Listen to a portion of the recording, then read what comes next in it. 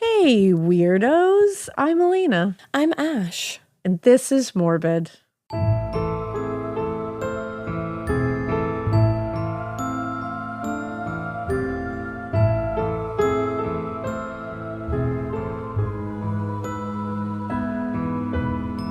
It's Morbid, and I was just whispering about my computer screen being too bright while Elena said, hey, weirdo. So You might have heard that. you probably heard that. You probably did. Probably did. P's are a little hard, actually, currently. Your girl ate shit yesterday. Oh, my Wait, goodness. actually, before we get to that super duper fun tale, I feel I have a big question to ask everybody. I feel like there's so many terms for falling. Yeah, this is something we've learned over the last few days. Eat shit is one of them. Like, I didn't Yeah. eat actual shit. I fell. Yeah. And then there's also took a digger, which I say a lot. Like, oh, she Yeah. took a digger. Yeah.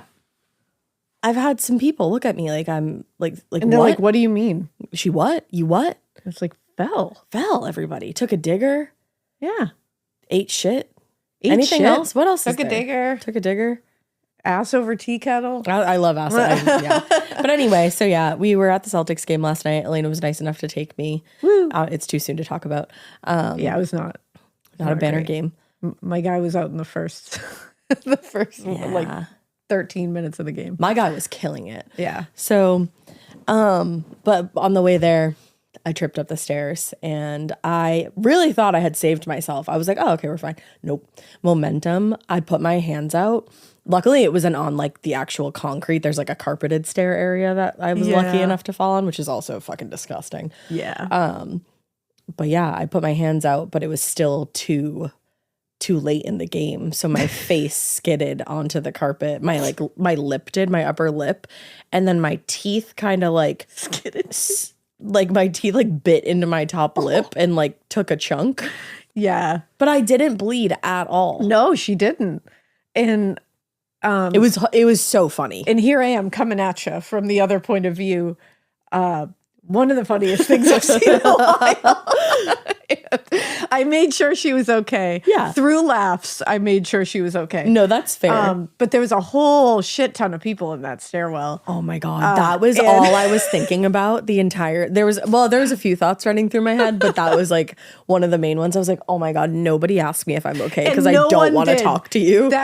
Thank you to the people of Boston.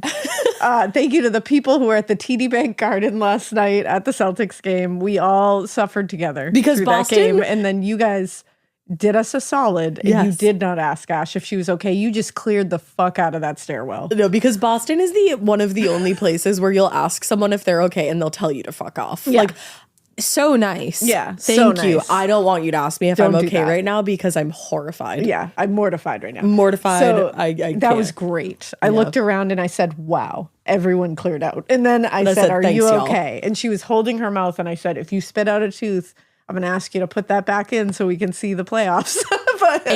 and I would have. But she wasn't. She wasn't missing a tooth. She wasn't fine. bleeding. But it was one of those falls that's like slow motion.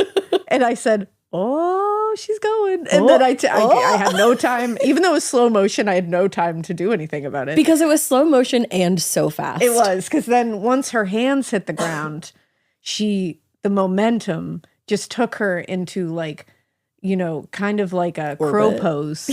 like a... No, my like feet a went up. non-consensual crow pose that she did not intend to go into, but then her face hit floor instead of yoga mat. Yeah. And it was something. It was something. So now I have like a blood blister on the inside of my lip. Yeah. And like one side of my lip is like a little swollen. I know, I feel bad. I'm not in any pain whatsoever. It's just like annoying. It was an omen for the game. I know. Because they some of them did their best. Some of them did I think really they all well. did their best. I think it was just an off night, but that's okay.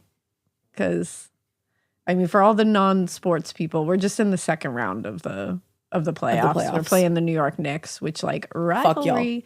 So anytime I saw a Knicks player pop up to any of our listeners who are Knicks fan. a Knicks fan, any of our listeners who are Knicks fans, like where to fight. Listen, we love you always, except at the TD Garden. Except during the playoffs. That's our house. When I don't love you. Yeah. Anytime I saw one of them pop up to cheer, I was like, sit the down. fuck down. But it's okay. We had a blast. We had so much fun. I hope Kristaps Porzingis feels better because that's my favorite player and he got sick. I hope they play Pritchard more next fucking game because they should have. It was sad. It was sad. I knew he was sick. I know him. I know Kristaps. Yeah. I don't, but I know him. My old friend Kristaps. So as soon as he came out, I said, "Uh-oh, he's sweaty," and he was sick. So hopefully he's better for game 2 because we need him. I think it's just a tummy thing. I think it was a tummy thing. Yeah, too. by the time this comes out, you'll know who won everything. I'm sure you listen, Kristaps. So I hope you feel better. Hey. Well, but yeah, that was our sports night. I know. I don't like any other sports, but Elena's made me a basketball fan. The Celtics are just fun. It's really just fun. That team, don't worry, we'll stray away from this because I'm sure a lot of people are like, I don't give a shit. The Celtics team is just like a really likable group of dudes. No, they are. And they all like volunteer at Boston Children's Hospital and they protest for great things. And like, they're a likable group of dudes. So they're easy to love. We'll keep them. If you're looking for a team to love the Celtics. And if you think that you don't like sports, try basketball. Yeah. It's fun. All right. Never did I ever think we'd have a sports discussion on this show. No, but here we are. Hey, there's a first for everything. But I have a really interesting case today. Dave found this. Shout out to my boy, David. David. It's still sports coded. I can hear Dave right now being like, no. Don't do that. Don't do that. He's like, never do that again. He's like, that was too much. We're like, come on, David, go team. Okay, David. We just like hit his butt. He's like, this is a felony. This is assault. He's Please like, stop. I work for you. Stop. Where's HR? Okay, anyway. We're going to talk about the Norco Shootout today. Hell yeah, we are. Which is fascinating. Yeah. I hope I don't come off as like super fucking ignorant right now. I had never heard of this. No, it's okay. Not everybody's heard of everything. I've heard of so much. I've heard of the term I've heard of like that. The Norco Shootout. Like it's like how heist. everybody knows Waco, you know? I did not know any of the details of this, so I am in the same boat as you. Okay, I'm so happy to hear that. Yeah. We're ignorant bitches together. In a boat. Okay. Well, did you say in our boat? In a boat. In a boat. I'm surprised you put yourself in a boat. It's an ignorance boat. So, Okay.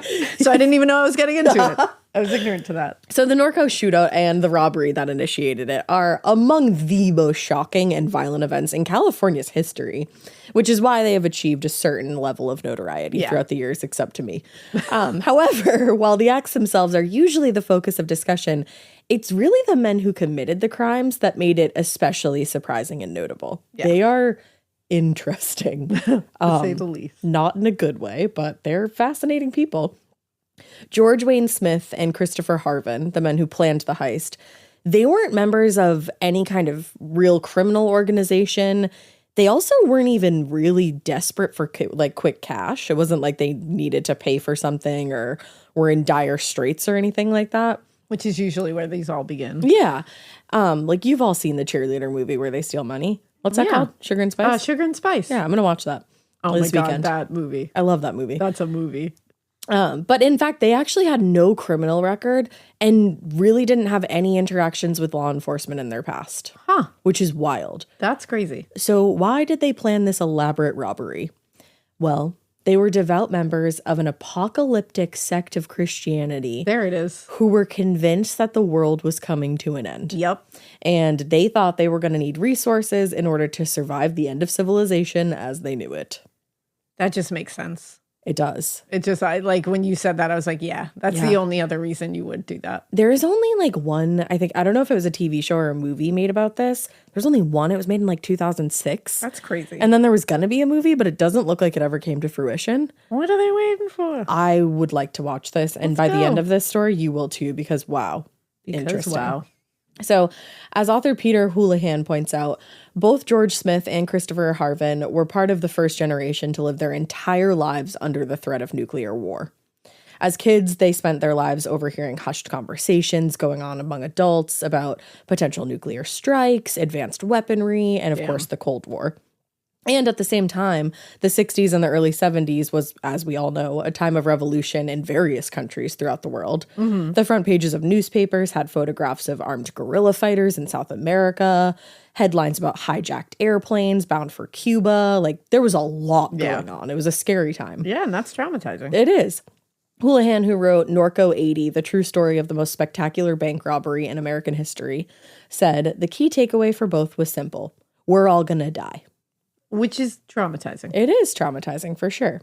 Now, having been born in the mid to late 1950s in Northern California, both men spent their formative years right in the middle of all this social, political unrest. And by the time they'd come of age, violent revolution wasn't just an abstract concept to them. It was regularly being discussed in bars and college campuses as a path forward to a new future. Yeah. Which is scary. That's horrifying. Yeah. I can't imagine. It's very dystopian. Very. Now, in 1973, George Smith had just returned from 2 years in Germany, where he trained as an artilleryman in the U.S. Army. His experience in Eastern Europe gave him insight into what life under an authoritarian regime pretty much looked like. And as an American, it was a very eye-opening experience for him. Oh, I'm sure. So he was very happy to be in the U.S. again and out of the Army. But all at the same time, he felt directionless and was looking for some kind of purpose, something to give his life meaning. Eventually, he found that meaning within the Jesus movement, which was very big at the time. The Jesus movement. It was straight up called the Jesus movement. Yeah, you know, that really sells you on what it is. Jesus moves. Yeah, they don't bury the lead on that. They don't. It was a group of young people like himself who were somewhat conservative, but they also embraced the politics of like counterculture, hippie kind of people, and maintained a healthy distrust of authority, which I'm sure he had after he left Germany. Oh, I'm sure. All things considered, the preachers within the Jesus movement really weren't that different from other born-again Christian preachers, but they have put a strong emphasis on the book of Revelations, and specifically its end-time prophecies. I don't know if you guys have read that one. I have not, but I have heard some of the end-time prophecies, and they actually scare the shit out of me. They're real scary. And I'm not even like a big God gal. No, I looked into it a little bit when we were interviewing Tobias Forge. Yes. Because, like, why not? And it's got a lot. It's got a lot going on. Yeah, there's like trumpet men, there's horses. Oh, yeah. It's not great. It could be agony if it happens. It wouldn't be fun if it happened. I'd leave. Yeah. But for somebody who believes strongly in these predictions, unlike ourselves, like George Smith did, the signs of the coming apocalypse were all around them every day. On a global scale, the Cold War threats of nuclear war were ever present. So was the social unrest that was occurring in countries all over the world. And closer to home, there was a lot of political and social divisions over everything, like there still is. Race, over gender, class, everything. Yeah. And it seemed to be pushing Americans closer and closer to the edge. And at the same time, industrial pollution was making the Earth's pretty much uninhabitable. So that's fun. Yeah, just slowly. Yeah. To George, who had been trained to interpret these prophecies by the Calvary Baptist Church, everything seemed to be lining up just as it was described in Revelations. And that, coupled with his time in the military and his experience with military-grade weaponry, not only did he know that the end of times were coming, but he also knew precisely how and with what weapons it would be fought. Ooh, scary. Now, for Christopher Harvin, things were a little bit different, still very dire and very apocalyptic, but different. Okay. Like George, he saw the signs of the impending apocalypse everywhere. But as somebody whose beliefs leaned more in the direction of like spirituality versus actual religion, like organized religion, he took a less biblical form of things. Oh, okay. According to Peter Houlihan, Harvin viewed signs of impending social collapse in the alignment of the planets, predictions of cataclysmic overpopulation, ecological disaster, and an array of other doomsday scenarios that gained traction during the decade. I hate that. Yeah, it's very interesting how in like very different groups of people, everyone is predicting the apocalypse in some way. Yeah, because it's everyone's biggest fear. Yeah. It's just like the biggest fear you can think of. It is. Yeah. Now, Chris and George somehow met in 1973. They were both working for the Cypress Parks Department. They both had grown up pretty similarly, but they did have very different personalities. According to Houlihan, George was evangelical, engaging, and outgoing. Chris Harvin was more stoner than seeker, a burnout rather than a believer. All right. I love how he wrote that. Like George, Chris had also joined the army right out of high school.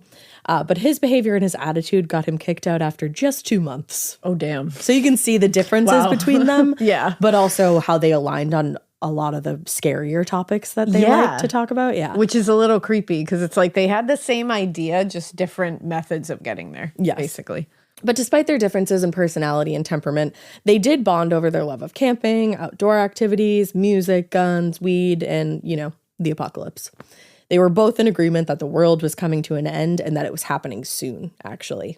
Damn. Now, Chris believed, so obviously George believes that it's like a biblical thing. It's going to be like in how they say it in the book of Revelations. Trumpets and all that, and the 4 horsemen. Exactly. The apocalypse. Exactly. Chris, though, this is interesting, and I kind of want to look more into it later. He believed that the end of the world or the apocalypse would come as a result of what he called the Jupiter effect, which would happen during a rare alignment of planets that would result in major tidal shifts and eventually a massive earthquake that would, it would just tip everything right off the scale. George's vision of the end of the world, like I said, was more biblical. After the rapture, which he believed would happen in 1981, the world would be thrust into 7 days of Armageddon and everybody would be scrambling for safety. Damn. So, for 3 years, they spent their days talking about that. That's healthy. Yeah, totally. Talking about how they'd survived that, how they would survive it, what types of resources and knowledge they would need to just get through this impending apocalypse. Damn. Chris, like I said, he wasn't religious, and he also wasn't exactly what one would consider a follower, but George was engaging and very persuasive when he talked about his beliefs. And since Chris was already in that headspace, he was drawn deeper and deeper into George's paranoid fantasies and started to take them on himself. That makes sense. That could happen. Yeah, you're spending all your time with this person, and you do believe in one thing so wholeheartedly together. Yeah. Like, you can understand why that group thing can happen. I mean, you see it happen. All the time. And you never think it could happen to you, but yep, it can. There it is. So Chris actually left the Cypress Parks Department in 1976. He wanted to find a job closer to home. He had expected George would join him since their boss really seemed to hate George, but George stayed on for a few more years for whatever reason. And in the meantime, they remained incredibly close. And in 1979, they scraped together enough money for a $5,000 down payment on a small house in Mira Loma, California. And they financed a $56,000 VA loan taken out in George's name. Jeez. This would be their home base. They were moving in together. And it was going to be the shelter that they would fortify and that would protect them from the coming apocalypse. It's getting a little scary. So they're moving in together. I don't like that. And creating basically like a bunker. Yeah. Yeah. That's just an echo chamber of delusion and paranoia. Yeah. That obviously does not end well. Not healthy. No. No. So Mira Loma is in Riverside County, and it's just about 45 miles away from LA. It's always been a relatively working class town. Neighbors are said to be pretty friendly. Most people take pride in their home's appearance. And that's exactly why George and Chris stuck out. One neighbor told a reporter bluntly, they were weirdos. Which usually I'd be mad at, but they're ready. There's a certain weirdo that it's where you put that emphasis on it, I feel like. Or the way you said that, they were weirdos. That's bad. You guys like weirdos. Us are like weirdos. Yeah. They're fucking weirdos. Yeah. They're apocalyptic. Yeah. That's different. Just wait. They let their lawn grow out and they rarely tended to it, which is one thing that's annoying. But here's the real kicker. They built a 10-foot high fence around the backyard, basically to prevent anybody from seeing what they were doing back there. The fence was supported by 3 feet of fiberglass and cinder block. And George ran concertina razor wire around the top to keep people out. Wow. And should anybody make it past that razor wire, the two men had hammered hundreds of carpet tacks to the sides, sharp side up, so that anything that came into contact or tried to hop over that fence would be shredded. Whoa. Yeah. Whoa. Yeah. Just imagine hearing the construction of that and then seeing it erected. That's a lot. I just, I'd be like, that's your business. You want to keep people out. Yeah. That's your That's your choice. I'd be so nervous. But that's the thing. It's like, I would be like, that is like, you go off. Yeah. Like, I get it. Keep everyone out. A lot of people suck. Yeah.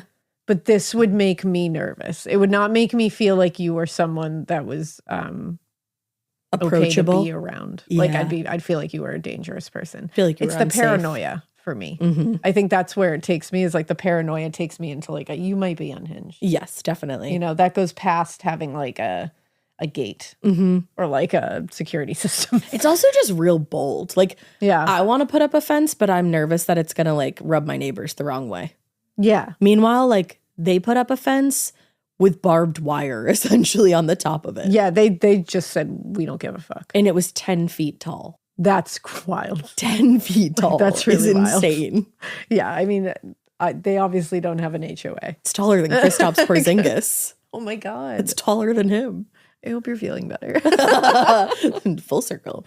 So the fence was mostly successful at protecting their privacy, but on one occasion, a very brave loose dog managed to knock one of the boards free. Neighbors got a rare glimpse into the backyard. Luckily, it sounds like he just bumped into it. Okay, I was like, don't go in there. In my version of events, he's fine. Yeah, he is. But so people were able to peek into the backyard. Oh, damn. Which, I'd be you right gotta there. Look. Face against fence. You're making a big stink of keeping it private. I want to know what it is. I need to know. You should have been a little more subtle about that. Yeah, 100%. One neighbor said, I seen them digging. They got a big hole. I know. Insert all the jokes here. But like, why are they digging a big hole? It's not okay. It's not. No. I'm very You're nervous 12. About that. According to more neighbors, George and Chris started what sounded like a construction project in the backyard around April 1980. For days, all neighbors heard was the sound of digging all throughout the day and the night. Okay, that would piss me off. That would piss me off. That's when I would get pissed off. And then it just abruptly stopped one day. Was anybody calling anybody? I don't know. I don't know what you would say, really, because I don't know if they're doing anything wrong. Like, I don't know if they're adhering to noise. I mean, were there noise regulations in the 80s? Probably not. I don't know. I don't know when that shit started. I'm not sure. But I'm like, I don't know. Don't start digging big holes in your backyard unless you have like something like a pool that's going to go in there. Yeah, do it during the daytime. Like something that you can show after and be like, this is why we did that. Yeah, come on over, swim in our pool. And not even that, just like see that. You said no. Like, no, don't come over. But here, that big hole I was digging that made you all nervous? This is what that was for. Don't come over. You're not welcome, but that's what that was for. I also wonder if people were just like, I mean, I don't wonder. People were afraid of them for sure. Yeah. So that's probably why they didn't call. Yeah. You know what I mean? Yeah. So the fence kept out anybody who might take an interest in the greenhouse full of marijuana that they were cultivating in the backyard. Oh, that. But it also served to shield from view the larger project that they'd been working on. Because you don't put your marijuana operation in a large hole. Of course you don't. Neighbors didn't know it at the time, but what Chris and George were doing was building, you guessed it, a bunker in the backyard. There it is. George had come up with the idea a few months earlier. They were going to dig a tunnel leading from the garage to the backyard bunker so that they wouldn't have to go outside in the event of, an inevitable assault on their compound. I mean, okay. Yeah. The bunker they were planning would be stocked with food, water, all the essentials, and enough firepower to hold off an army should it come to that, which they, of course, believed it would. Yeah, this is getting scary. Oh, just wait. Now, there's no way of knowing at what exact point Chris and George's fantasies turned into like a dangerous reality, but it seems that 1979 was a critical year for both of them. In August 1979, George actually got fired from his job with Cypress Park's department, and he started collecting unemployment. Not long after, Chris also became unemployed, and they just spent all day at that point talking, strategizing, coming up with plans on how to fortify the house. That's not good, man. Yeah. That is not good. Now, losing his job and becoming fully absorbed in violent fantasies was the last straw for George's wife. Yeah, he's married, everybody. I'm sorry. And they have a child. Oh, no. Yeah. A few months later, his wife took their daughter and left the house and George behind. Oh, man. Neighbor Anna grimly told a reporter she said she was going home to her mother. I mean, good for her. Yeah, she said, we're going to you get get the fuck out of there. That is no place for a child. Yeah. Losing his job, then his wife and his daughter, though, seemed to be the stressor that pushed George Smith from being, an evangelical guy with dark fantasies to being a fully delusional man with violent plans. Oh, that sucks. It does. By the end of 1979, Chris's wife, Lonnie, also moved out of the house, taking their young son with her because he also was married with a child. Why are you two parents? So many people are parents that should not be. So many people are parents. Now, unlike George, though, Chris's reaction to his wife and child's departure was a lot more reasonable. In a conversation with his mother, he told her he felt like his life was going down the tubes. So he got why they. He was like, my life's going down the tubes. Of course they left. He's probably like, why wouldn't they leave? Yeah. It's weird. He was weirdly rational in some ways, but in a lot of other ways, not so much at all. Yeah. But that feeling became even stronger when a few months later, he lost his job and apparently any motivation he had to continue participating in society. Awesome. At that time, Anna grimly said, sometimes they work and sometimes they don't. They sleep in the day and they go out all night and they never talk to anybody. Ugh. Yeah. I don't like that. So by the spring of 1980, Chris and George were just barely getting by. They were working odd jobs here and there, and when they couldn't find work, they just collected unemployment. By that point, Chris's brother Russ had also moved in with them, but he too was unemployed more often than not and barely contributed to the household budget. Damn, this is going really well. Yeah, it's really not. Their collective financial situation had important implications in their future plans. George had already started to scrap his idea for buying a cabin in the Utah mountains, should the apocalypse come. Oh. But now, with the mortgage severely overdue, it was beginning to look like they might end up losing the house that they had worked so hard to fortify into this fucking apocalyptic bunker. Damn. And without their bunker, the likelihood of surviving the apocalypse seemed low, and for George, that was unthinkable. So one afternoon in late spring, Chris was sitting at the kitchen table when George came home with a former coworker from Cyprus, 21-year-old Manny Delgado, and announced that they were planning to rob a Denny's restaurant in Corona. Manny Delgado is the name of Jay and what's her name's son in Modern Family. Okay, I thought that Jay and Gloria. I almost said Julia. I couldn't think of it. I thought that too. Manny Delgado. As soon as you said that, I was like, I'm so happy you said that because when I read that name, I said, I know that person. Yep, you do. I know that. You know character. that person. Well, this is a very different Manny. This is a very different Manny Delgado. He's not very in touch with his feelings. Okay, so very different. This Manny Delgado, they were going to rob a Denny's restaurant. Yeah, that's not great. Chris was like, that's stupid. If you're going to rob anything, why wouldn't you just rob a bank? I guess valid criminal thinking. I guess so. Not rational thinking. No. To George, robbing a Denny was just a means to an end, something that would give them enough to cover the mortgage and maybe finish building the bunker. Wow. But Chris was right in theory. If they were going to take a huge risk, they might as well just be more ambitious. Yeah. And again, that's just criminal thinking. Yeah, criminal thinking. For Manny, who already had one child at home and another on the way, one robbery was just as good as the other. So he was like, yeah, that's fine. I'll still do that. Yeah, why not? I got a baby on the way. Like I said, different Manny. Yes. As for Chris, he already bought into the end times fantasies that George had been spinning for nearly a decade at this point. Damn. And saw no reason why they shouldn't take the risk. But there was just one thing. Chris told George, I'm not going into any bank unless we're armed up. I won't get taken alive. Ooh, that's scary. That's very scary. Yeah. Oh, it's going to get a whole lot scarier, girl. Just that way of thinking. Yeah. A few weeks later, Manny Delgado quit his job at the Cypress Parks Department and told his people at work that he was moving to Arizona. Not true. He also recruited his 17-year-old brother, Billy, to be their getaway driver. Sadly, Billy had been diagnosed with rheumatoid arthritis a few years earlier. Yeah. And he was 17 too, so young. Yeah. And I mean, he was even younger when he got diagnosed. He was constantly in pain, and he actually expected the disease to get even worse by his mid-20s.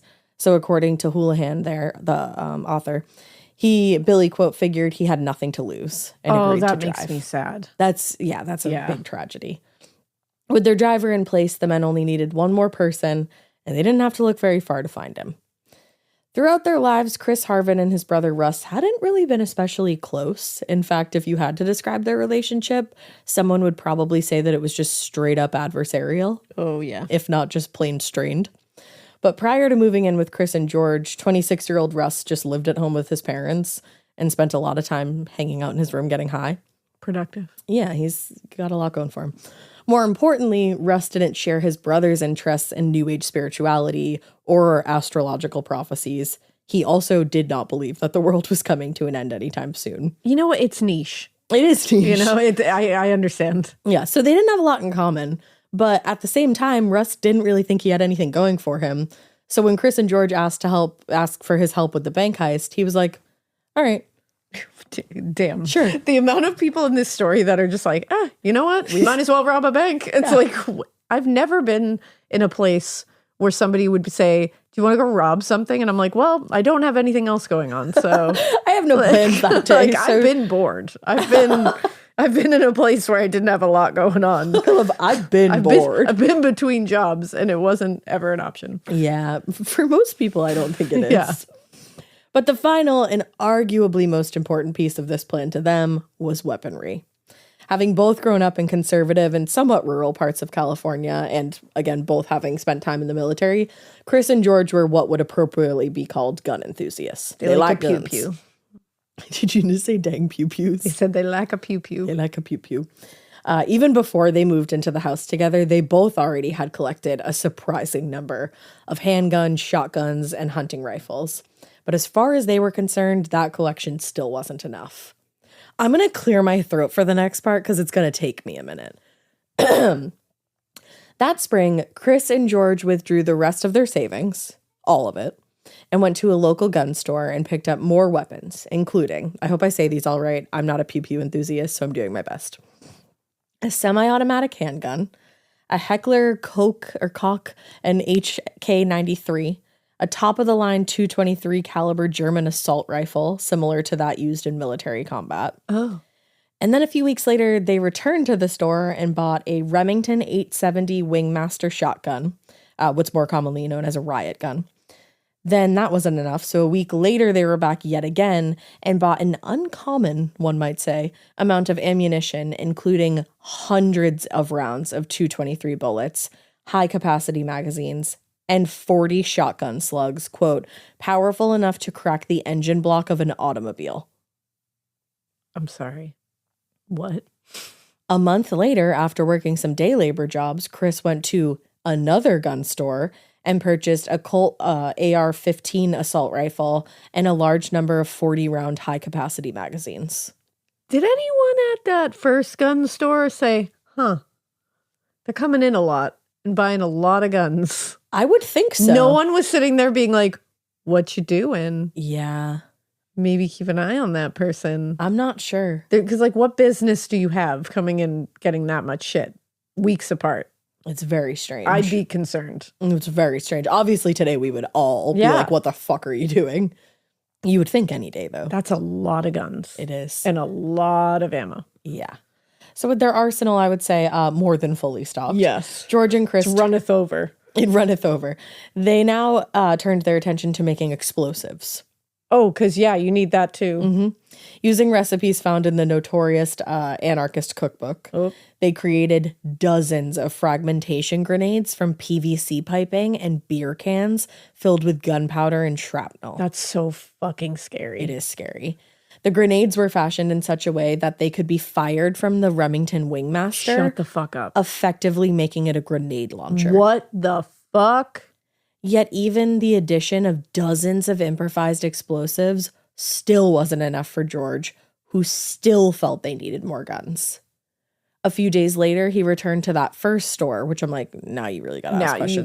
You got to ask that guy about this. Where he purchased a .223 rifle and this time a second Colt AR-15 and a Heckler & Koch HK-91. An assault rifle modeled on the AR-15, but that fired larger and more destructive 30 caliber rounds. The fact that no one was concerned about this is disconcerting to me. Yeah, you would say so. Yeah. So with these last purchases, they had everything they thought they needed to pull off the bank job, finally. Holy hell. Yeah. Now, interestingly, I didn't actually know this. By the 1960s, the FBI had labeled LA the bank robbery capital of the world. What a title. I know, with 1 in every 4 California robberies occurring in Los Angeles County. Holy shit. Isn't that fascinating? Imagine taking a job as a as a bank employee there No, at this time? I cannot. According to Houlihan, this was mostly because the city had a significant number of banks and was built within a network of freeways, which made it easy to rob a bank and get away quickly. Ah, that makes sense. So all that to say, robbing a bank in the 70s and 80s was a pretty easy way to make money with relatively low risk, assuming you could get away from the scene before the police got Which there. is wild. It is. It really is. By 1980, robberies had increased across America, with an average of 6 banks being robbed each business day. Holy shit. Yeah, and more than 1,500 banks robbed a year. And now you never hear about a bank robbery. No, not at all. Yeah. So that meant, if nothing else, law enforcement officials and bank employees had gained considerable experience with robberies and now had many protocols in place to deal with situations like that. Under the circumstances, it would have been in the gang's best interest to keep things as simple as possible and just do what other successful bank robbers did. Rob a bank in downtown LA, get away from the scene as quickly as possible, and disappear on the freeway headed toward one of California's more forgettable towns. Yeah. 1, 2, 3, done. Keep it simple, stupid. But George Smith had other plans. Of course he did. In George's head, the plan was simple. In mine, it was not. The 4 men would enter the Norco branch of the Security Pacific Bank in the afternoon, while Billy waited in the getaway van outside. Each would be armed, Chris with the HK-93, Russ with the Colt AR-15, and George with the Heckler rifle, and Manny with the riot gun. Each man would also carry a semi-automatic handgun and large amounts of ammunition just on their person. In the van, Billy would have the other AR-15 on the passenger seat beside him, and he too would have a handgun. Holy shit. Yeah. They had also loaded around 3,000 rounds of ammunition into a duffel bag stashed in the back of the van, as well as a dozen grenades, 3 Molotov cocktails, and a box of beer bottles that were filled with gasoline and a detonation device. Holy shit. The serial numbers on the guns were all covered with black electrical tape so that they wouldn't be able to be read on the security camera footage and traced back to Chris and George. They really thought of everything. They did, kind of. Before heading to the Security Pacific Bank, George was planning to place a small explosive under a gas main about a mile from the bank. His plan in his head was that before they entered the bank, he would detonate that bomb, creating a diversion to draw authorities away from the bank, giving the robbers more time to escape. Which seems like it would make sense. Yeah, smart in a criminal way, in theory. But there was the matter of transportation to think of. Yeah. None of them owned a vehicle that would carry all 5 men. Oops. And their arsenal of weapons would never be carried in a vehicle that they owned. So, and it also wouldn't carry the money that they planned to take with them. So that was a big problem. That's a problem. Yeah. But George's solution was that they would drive to a large parking lot several miles from the bank and just steal the first van they saw. That is risky as fuck. It is. Wow. He said from there, Billy would drive the van with the rest of them in the back. The gas main explosion would occupy emergency services for hours, and that would give them ample time to escape. So that's his plan. It's also crazy that there's 4 of them going into this bank because it's like the 4 horsemen of the apocalypse. Good point, dude. Like, I wonder if they planned that. I know, because you would think 4 people is like too many. Yeah, it feels like way too many cooks in the kitchen here. Yeah, that's a very good point. Yeah. And like haunting. Isn't it? So according to Peter Houlihan, George Smith broke cardinal rule number 1 when it comes to bank robbery. He robbed his own bank. Shut the fuck up. He robbed his own bank. That feels like the first day of freshman year of bank robber school. They tell you the number one. Hi, welcome to bank robber school. We're going to tell you something that we think you don't need to know. Yeah. Don't rob your own bank. Yep. They have literally all your information. All your information. They recognize you. They know you. And you're stealing your own money back. Like, what? I can't. And I just told you how many banks there are in LA. Yeah. There's a shit ton of banks. So many other options. Why? Wow. So yeah, that was incredibly risky because rather than robbing a bank in downtown LA, like I said, where no one would have recognized him, he chose to rob a bank where employees were familiar with his face and his voice, which was not that hard in a town of only 20,000 people. But more than making bad choices, it was actually really just a lot of bad luck that caused things to go wrong. Maybe bad karma, one would say. Yes.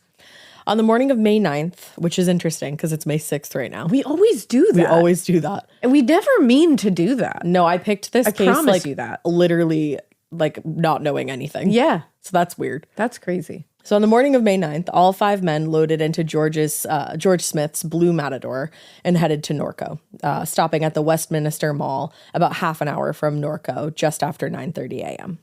General telephone service worker Steve Cantelli was sitting in his van just flipping through a Thomas's guidebook when 3 men appeared at the driver's side window and pressed a .38 special to his head.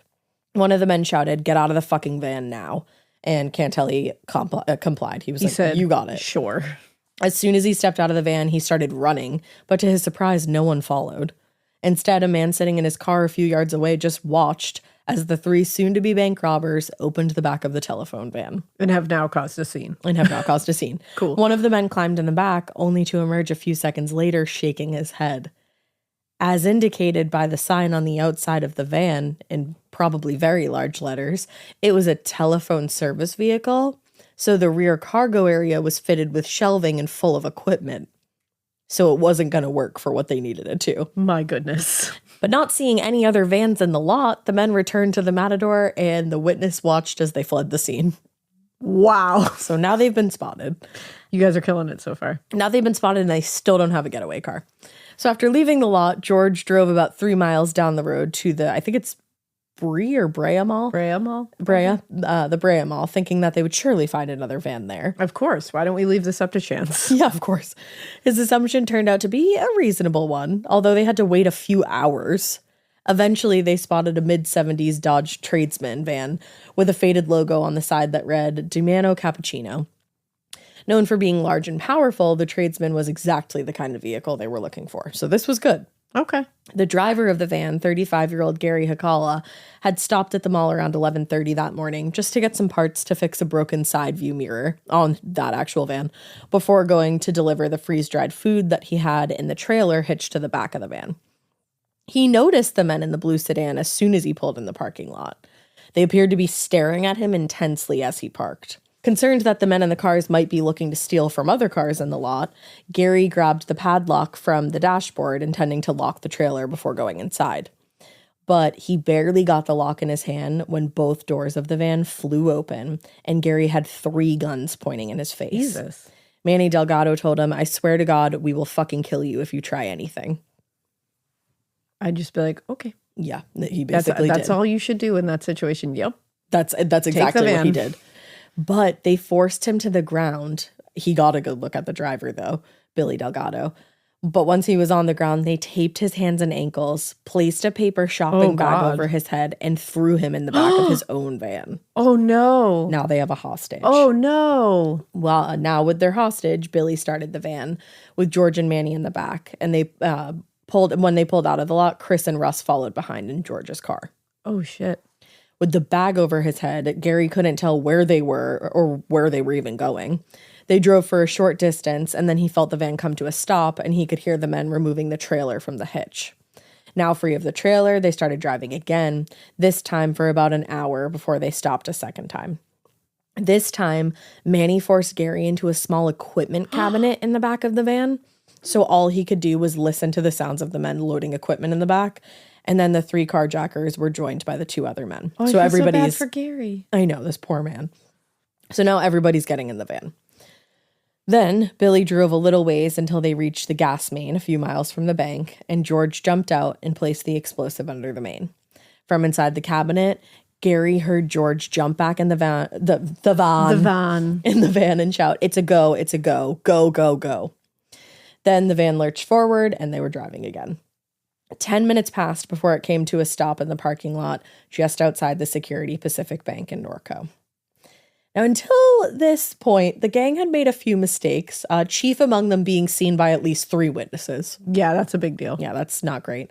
But here's where the element of bad luck / bad karma really comes into play and throws George's plan fucking off the rails entirely. By the time they arrived in the parking lot, George had detonated the explosive under the gas main. But rather than cause a large explosion as they thought it would, it started a modest fire. Oh, no. Which I'm so happy about, and it makes me lol a little bit. It is great that that's what happened. Yeah. Yeah. That fire was almost immediately spotted by a passerby who flagged down a truck driver, and that truck driver literally just used a fire extinguisher to put out the flames and went about his day. Good for him. Man. There was no need for any kind of large emergency response. Distraction? No. So that was bad.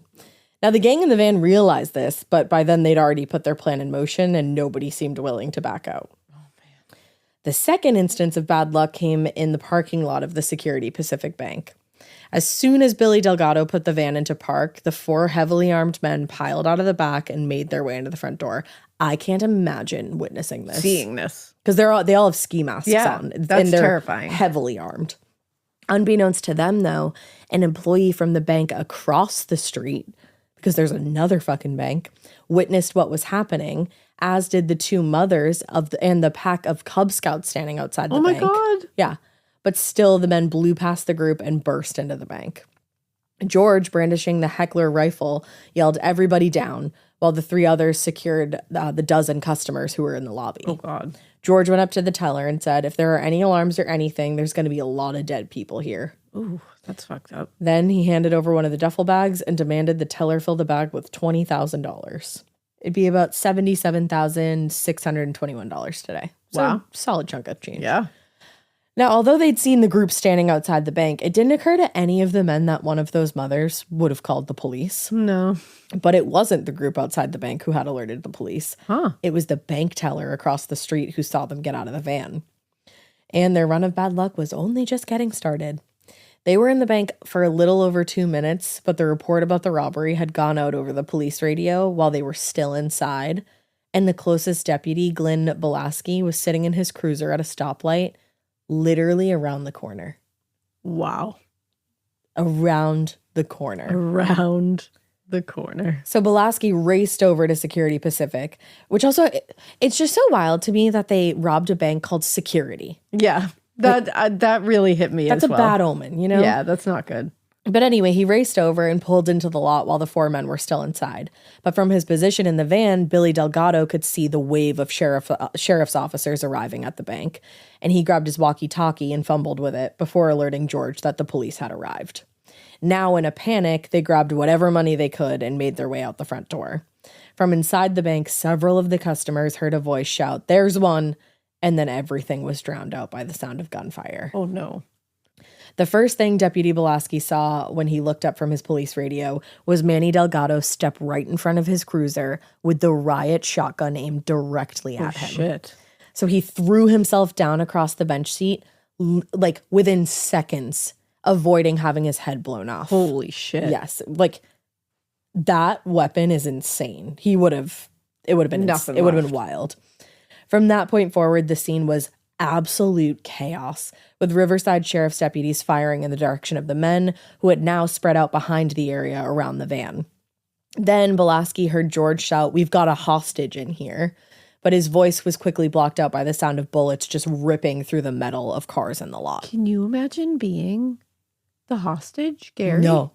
And remember, I'm about to talk about him. He's in a cabinet, like a tiny cabinet. He's prone to get shot here. Oh yeah, and they don't even know he's in there. And he's hearing like a ton of cars around him getting shot and just gunfire. Yeah. So from inside the cabinet in the back of the van, Gary Hakala was fucking terrified.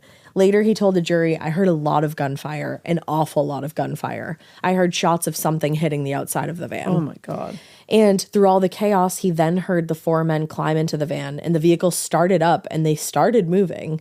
But they didn't make it very far when the car came to a complete abrupt stop, clearly having hit something. What Gary didn't know at the time was, as the van sped out of the parking lot, Deputy Belaski aimed his shotgun at the driver's side and fired.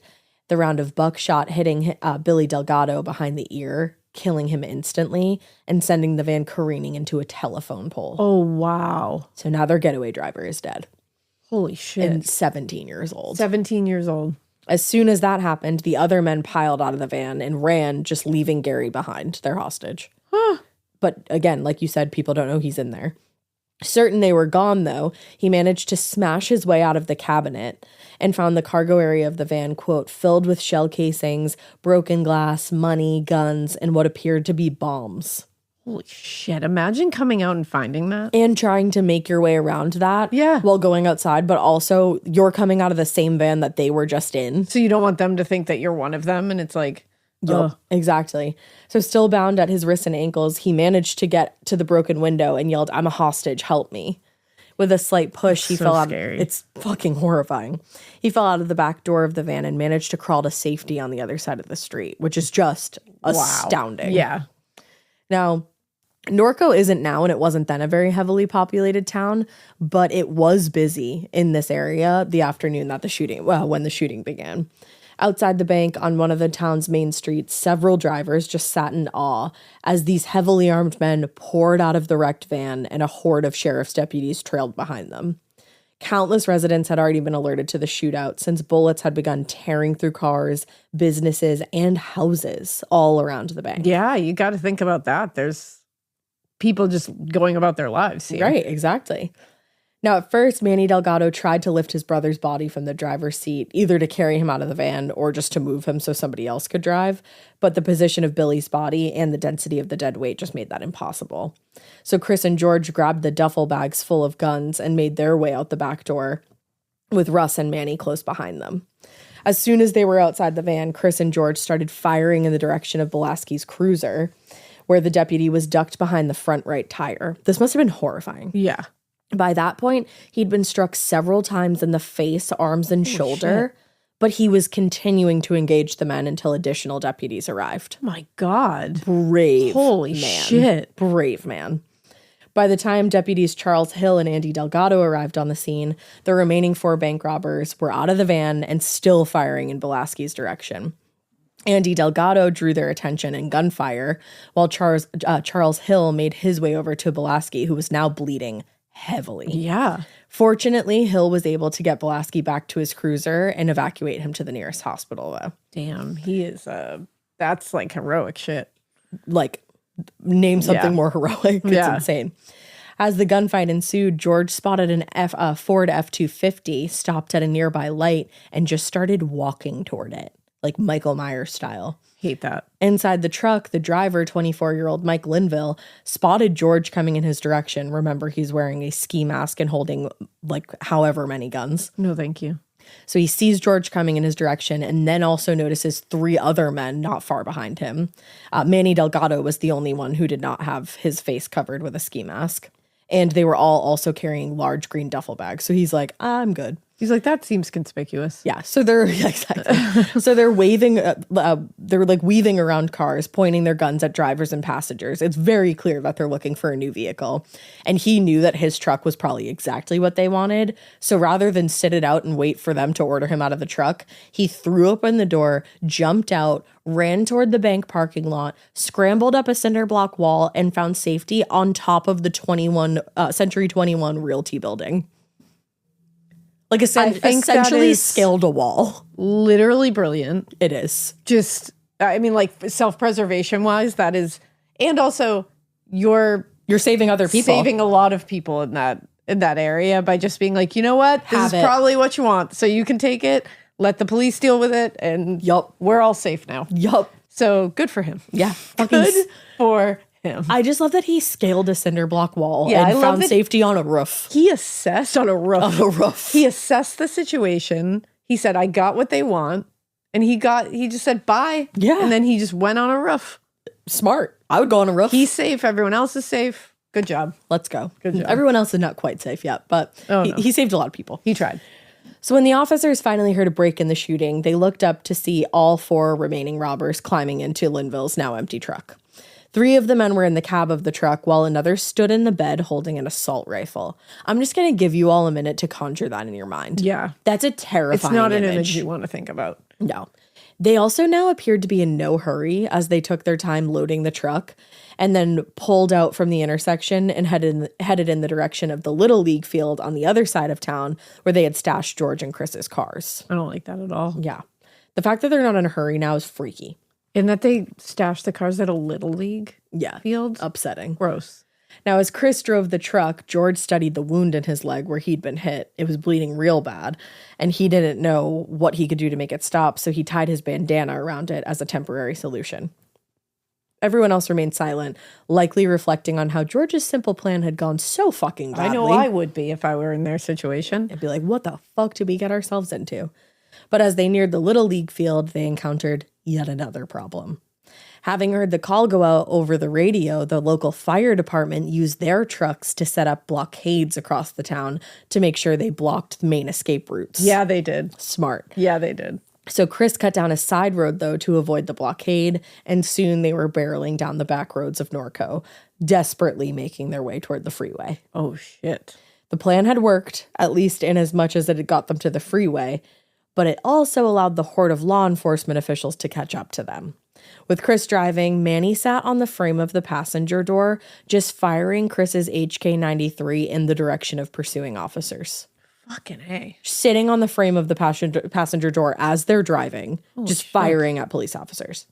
So scary. Meanwhile, Russ Harvin was positioned in the bed of the truck, firing his assault rifle in their direction as well, and occasionally tossing homemade grenades at them. Yeah, no big deal. Yeah. As they raced through San Bernardino County towards the Sierra Mountains, Chris and Manny were largely successful at keeping pursuing officers at a distance because they're throwing fucking hand grenades. And they were also picking off any vehicles that got too close.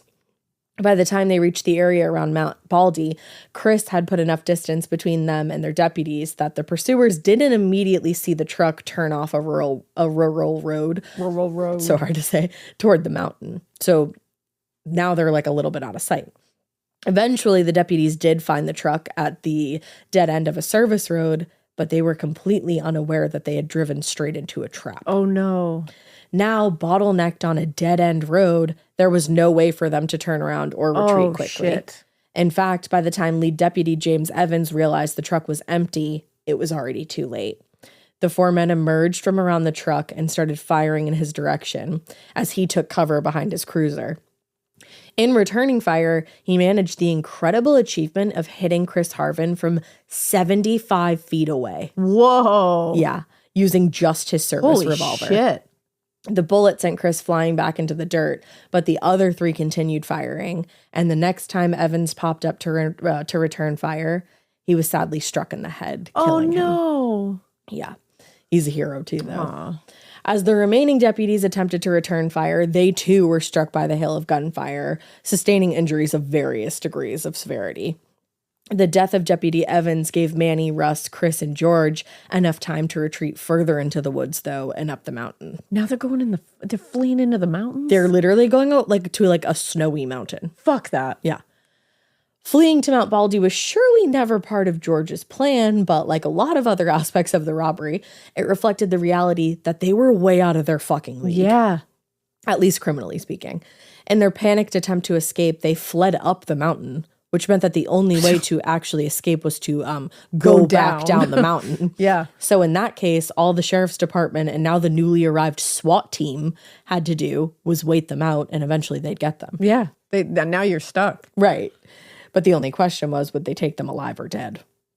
By the time the sun had gone down, Mount Baldy was surrounded by hundreds of law enforcement officers from Riverside and the surrounding counties, as well as federal agents. That must have been crazy. Yeah. In killing Jim Evans, the gang had upped the ante significantly, and it seemed unlikely that they were going to be able to escape. Oh, yeah. It's like, now you've killed the cop. You killed a cop. Yeah. You shot a cop in the head. Mm-hmm. In the meantime, officers accompanied tracking dogs up into the mountains, following the trail of blood left by Chris and George, who were both now bleeding heavily from gunshot wounds. Wow. Throughout the night, occasional bursts of gunfire could be heard from and around the mountain, but for a few hours at least, the chaos seemed to settle. The following morning, deputies and SWAT members finally cornered George, Chris, and Russ in a snow-covered patch of mountains. They were soaking wet, freezing, exhausted, and Chris and George had lost a lot of blood. By that point, they'd become separated from Manny Delgado, who was tracked by officers with dogs. But as soon as deputies closed in around him, he took his own life rather than be taken into custody. Wow. Yeah. In the end, the crime scene was the largest in U.S. history, stretching out more than 50 miles from Norco into the San Gabriel Mountains, and littered with thousands of spent shells, shrapnel, and other debris from the shootout. Holy shit. In the fight, more than 36 cars were destroyed.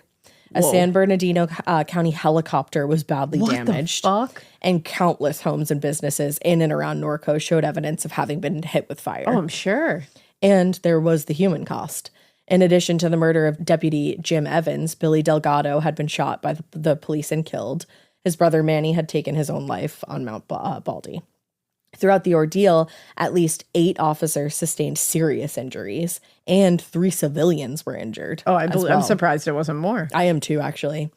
And as for the money they had stolen, most of it flew out the window of the truck as they made their getaway. You've got to be fucking So this was all me. for naught. This was for literally nothing. Yep. In the days that followed, none of the bank robbers were compliant, and it took law enforcement officials some time before they were even able to identify them. Because remember, these people have no past criminal history. Yeah.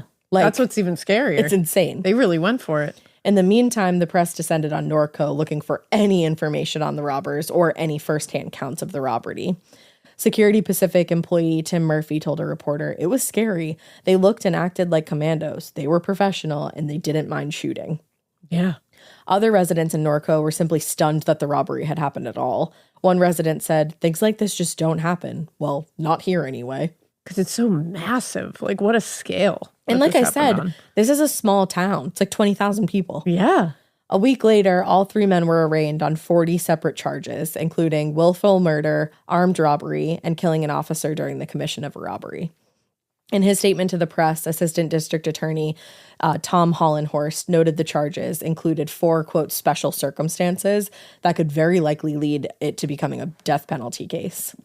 But despite the crime having occurred across multiple jurisdictions, the federal government deferred the case to the Riverside County District Attorney for prosecution.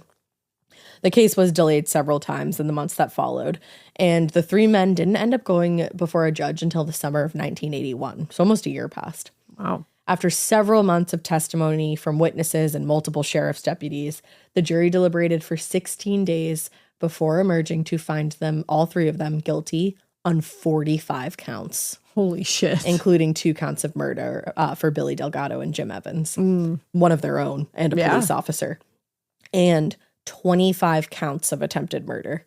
Damn. Yeah. Despite the complexity of the case and the number of delays, the prosecutor, Jay Hanks, never doubted that they would receive a guilty verdict. He told reporters, "I would not have been surprised to have seen some charges compromised, but I fully did expect to see the murder charges stand." But I'm sure it surprised him that they got convicted on almost like every single count. Yeah. I mean, that's a risk you take. With is. that many counts, you assume a lot are going to fall off. But the fact that they got all of them on 45 counts. Holy shit. So the following month, all 3 were sentenced to serve the rest of their lives in prison without the possibility of parole. And the world didn't end. Today, George Smith is serving his sentence at Richard J. Donovan Correctional Facility in San Diego, and Chris Harvin is serving his sentence at the California State Prison in Vacaville. Russ Harvin, his brother, died from heart failure in December of 2019. Damn. But I just think it's absolutely insane that they went to all this. I don't even want to say like all this trouble. There's not even a word all for this nonsense. All this chaos, all this nonsense for money to fortify a bunker for the end of the world. And the world is still going. It really, and that's the thing. And also that they put themselves in this position where they could easily have been killed. To survive. Because they didn't want to die. Yep. Like, make it make sense. It's a truly fascinating case. And that there's not one part of me that believes that was a simple reason for this, because if it was simply that, they would have done what every other bank robbery was doing at the time. Right. Run in there, get the money, run out, and go hide somewhere with your money. I think they were looking for... They went so far, I think they wanted to cause chaos. I think so too. Yeah. They were looking to scare people, to terrorize people. Yeah. Yeah. Absolutely. Because they were scared and terrorized. Yeah. So they wanted to spread that. Yeah. I think so. And I think they wanted some kind of notoriety. For sure. Yeah. Which the case has notoriety. They don't. They really don't get even talked about that much. Well, nobody knows their names. Nobody knows their names. You know they the name of the case. Norco. And remember, Jim Evans. You remember that name. Absolutely, you do. But yeah, fuck those guys. Fuck them. Fuck those guys. Fuck them. But damn, what a ride. Truly. From start to finish. Yeah. It just, that case takes off and you're just like, you're like, I'm sorry, what? Hello? But Yeah. it's tragic that It an is. officer lost his life, and many others had to spend weeks and weeks healing from like insane injuries. yeah, I'm People sure. were hit with grenades That's fucking and shrapnel and crazy. all kinds of shit. And people had to repair their homes, their Yeah. businesses, their cars. Like, Imagine that. Like, imagine as like a stray bullet comes through your door. Like, and forget like all the time spent healing and the, you know, all of that. Just the trauma. oh yeah, Even for somebody that wasn't hit, but that Yep. just witnessed that. exactly. You would be so fearful to leave your house ever again. Yeah, Can't imagine. Of course. Can't imagine. No. But Damn. with all that being said, Yeah. we hope you keep listening. And we hope you Keep it weird, but not as weird as that. If you think the end of the world is coming, you page Buffy. Exactly. And, you know, if the Beeper. world is ending, there's nothing we can do to stop it. That's the thing. Just So, ride it out, man. Just vibe until it's then. fine. Yeah, We're good. it's all good. Love you. Baby. Love you, mean it. Mwah.